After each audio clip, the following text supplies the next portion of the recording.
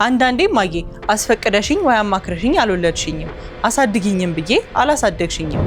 የሰው ወሬ አትስሚ የኔ ልጅ፣ ፍቃዱ ጥሩ ሰው ነው፣ እኔ በደንብ አውቀዋለሁ አለችኝ። ከተማችን ውስጥ አሉ ከሚባሉት ባለሀብቶች ስሙ በቀዳሚነት የሚጠራ ሰው ነው። ከዚህ በፊት ከወንድ ጋር ገባኝ። ተይ ግን ሰላምዬ ተይ፣ እንደ እናትም እንደ አባትም ሆኜ ላሳደግኩበት ውለታዬ ምላሽ ይሄ ነው እያለች ኩላሊቴ ነው እሱን ሸጬ እሄዳለሁ ካልሽ ይኸውልሽ አለችኝ። እኔን ስላገኘሽኝ ምናምን እያለ የሚኩራራባ ከሆነ ጭራሽ ነው የምጠለው። ሳይታለም የተፈታ ነው፣ መለያየታችን አይቀርም አለ።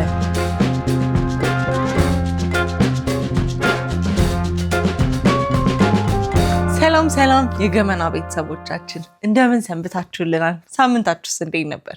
ገመና ይናፈቀው ሮብ ሰዓታችንን ጠብቀን ገመናን ከባለ ታሪካችን ከሰላም ጋር ይዘን ከች ብለናል።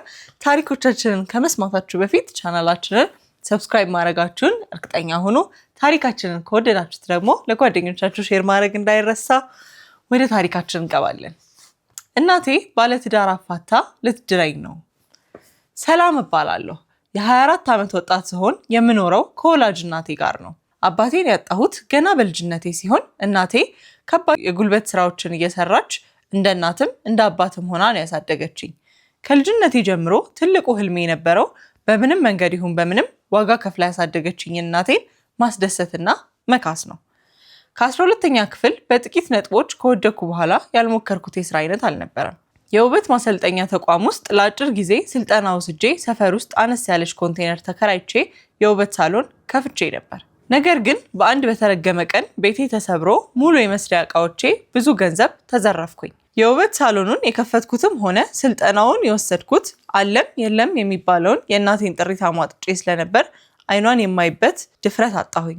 የመንደራችን ሰዎች ደግሞ የሌለኝን ስም እየሰጡና እንዝላል ናት፣ ቤቷን እንኳን ሳትቆልፍ ነው የምትሄደው፣ ለእናቷ ጭራሽ አታስብም እያሉ የእናቴን ጭንቅላት በረዙት።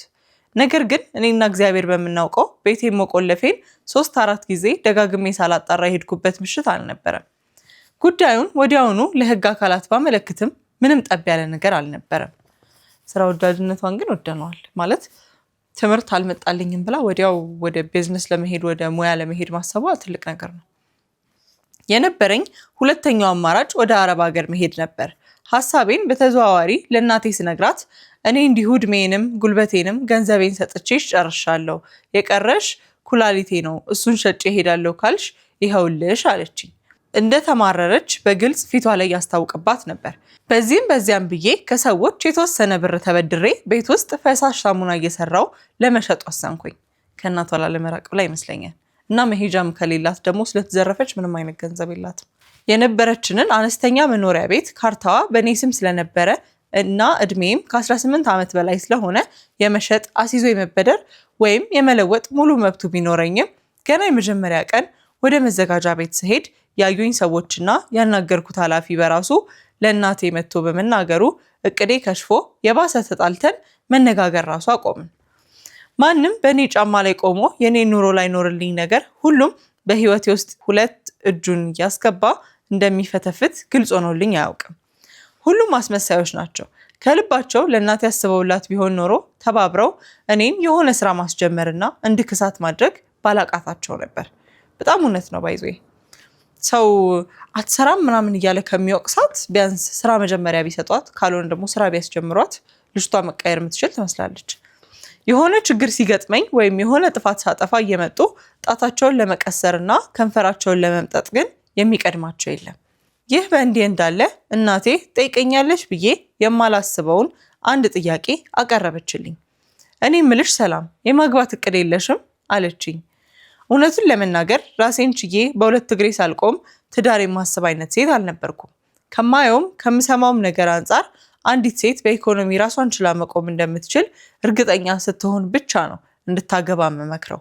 ከዚህ አመለካከት አንጻር የእናቴ ትዳርን እንደ አማራጭ ማሰብ ሊዋጥልኝ አልቻለም። ጥያቄዋ እንዲሁ በወሬ መሃል የመጣ ሳይሆን የታቀደና ብዙ የታሰበበት እንደሆነ ያወቅኩት ጥያቄውን ባነሳችልኝ ማግስት ስለሆነ ስለማላውቀው ሰው ጥሩነት ደጋግማ ስትነግረኝ ነው። ያው መፍትሄ ቢሆናት ብላ አስባ ይመስለኛል እናቷም ትዳርን እንደ ኦፕሽን ያመጣችው። ያው ትልቅ ሰው ነች፣ መጦሪያ ያለባት እናት ነው ያላት ምናምንና ምናልባት ትዳሩ መፍትሄ ይዞ ከመጣ ብላ አስባ ይመስለኛል። ግን ልጅቷም እንዳለችው ሴቶች ግዴታ በሁለት እግራችን ቆመን ማግባት ያለብን አይመስለኝም። ባል ሆኖ የሚመጣው ሰው ስራ እንድትሰራ የሚፈልግ ከሆነ ስራ መስራቷን ከወደደው አክሰፕት ካደረገው ካገባት በኋላም ራሱም እኮ ቢዝነስ ሊከፍትላት ይችላል። ራሱም እንድትሰራ ሊያበረታታት ይችላል። እና ግዴታ ገንዘብ ይዘን ማግባት አለብን ብዬ አላስብም። ይህ የምትለኝ ሰውዬ አቶ ፍቃዱ ይባላል። ከተማችን ውስጥ አሉ ከሚባሉት ባለሀብቶች ስሙ በቀዳሚነት የሚጠራ ሰው ነው። በጣም ሀብታምም ሲሆኑ በጣም ዶሚናንት የሚሆኑ ነው ይመስለኝ። አለ አይደለ በቃ ልጅቷን እንደገዛት አይነት ነገርም ደግሞ ሊሰማ ይገባል። የኛ አካባቢ ተወላጅ የሆነ ሰው አየር ለመቀበል እንኳን ከቤቱ ሲወጣ ስለ አቶ ፍቃዱ ሳይሰማ አይመለስም።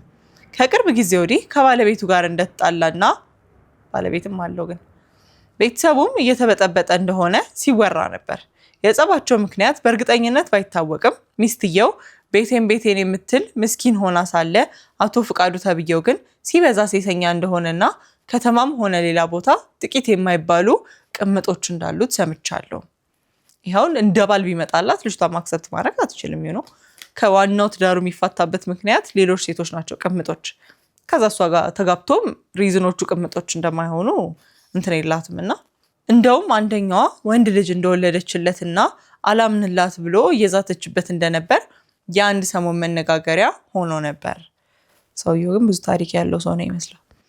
የእናቴ በነገሯ ሁሉ የእሱን ስም ማንሳት ከሰውየው ጋር ልታጋባኝ መንገድ እያመቻቸች እንደሆነ የገባኝ ቆይቶ ነበር። እማዬ የሚወራውን ነገር እየሰማሽ እንዴት ለዚህ ሰውዬ ታስቢኛለሽ አልኳት። የሰው ወሬ አትስሚ የኔ ልጅ፣ ፍቃዱ ጥሩ ሰው ነው፣ እኔ በደንብ አውቀዋለሁ አለችኝ። ይህን ያህል ካወቀችውና በጣም ጥሩ ሰው ከሆነ ያን ሁሉ ሀብት ይዞ ለምን እንዲህ ስቸገር ዝም እንዳላት ስጠይቃት ያን ሁሉ የፀጉር ቤት ማሽን በእኔ ብር የገዛሹ ነበር የመሰለሽ? ስትንዘላዘይ ያስደረፍሽው የእኔ ሳይሆን የእሱ ገንዘብ ነው አለችኝ።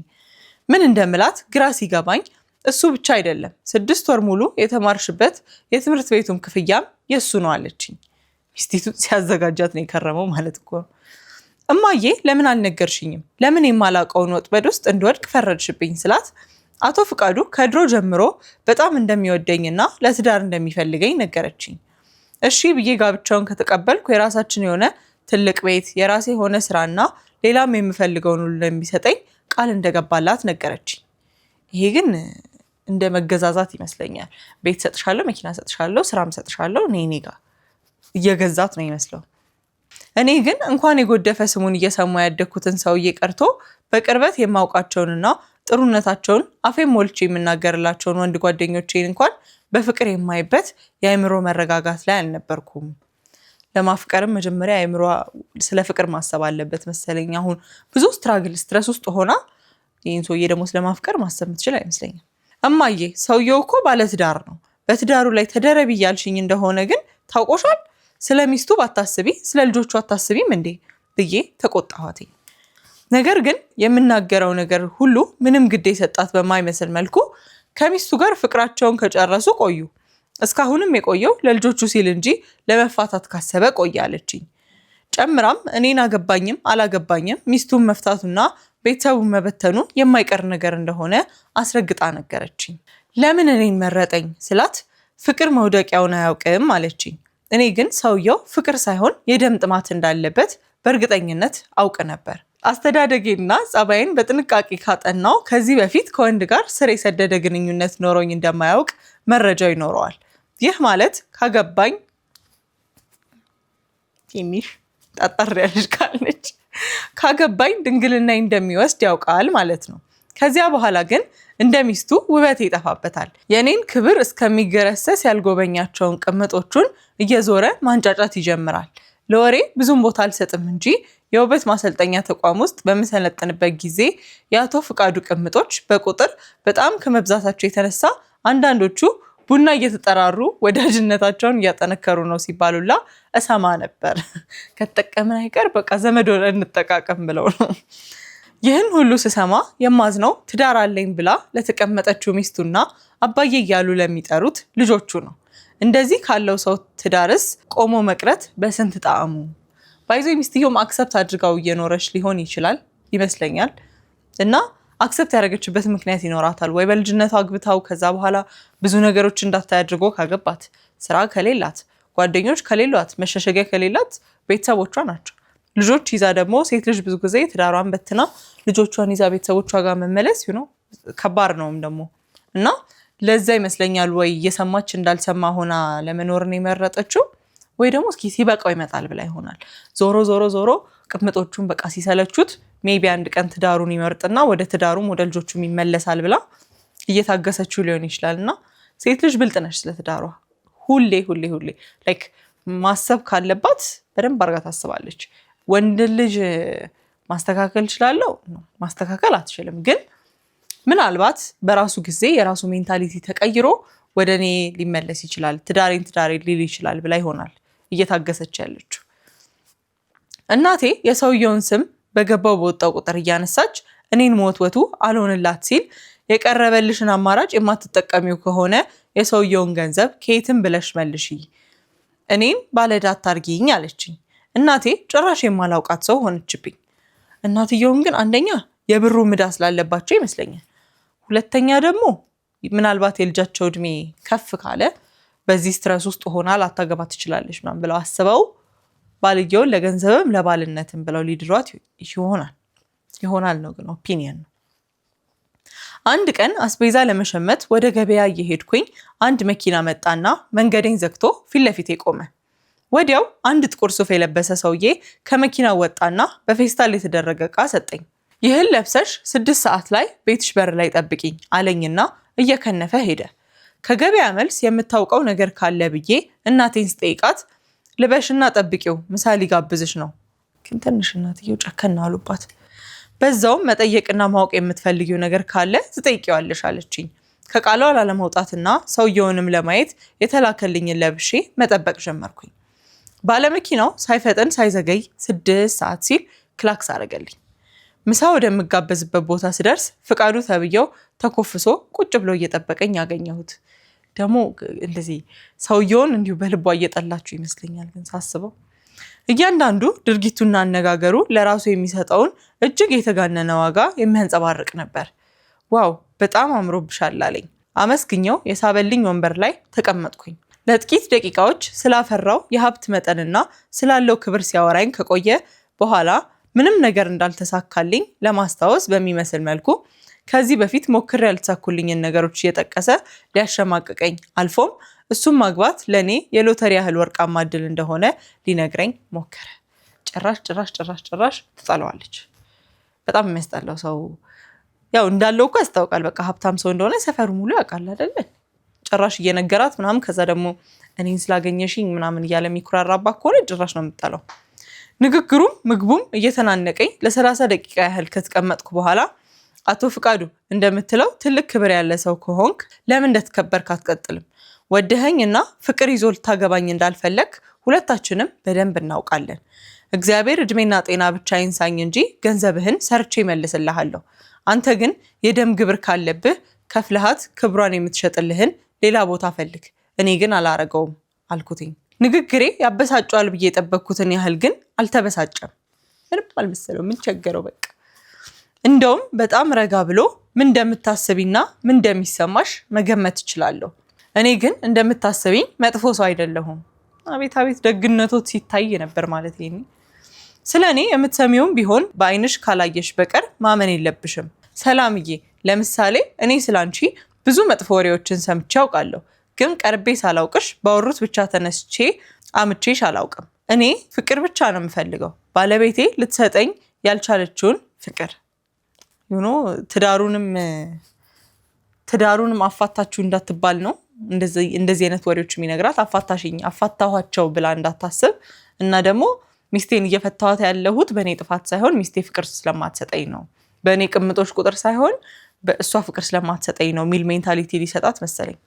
ትዳሩን አፋታሁት የሚል ጸጸት ይገጥመኛል ብለሽ ከሆነ የኔና የህብስት ጉዳይ አንቺ ኖርሽም አልኖርሽም ሳይታለም የተፈታ ነው፣ መለያየታችን አይቀርም አለ።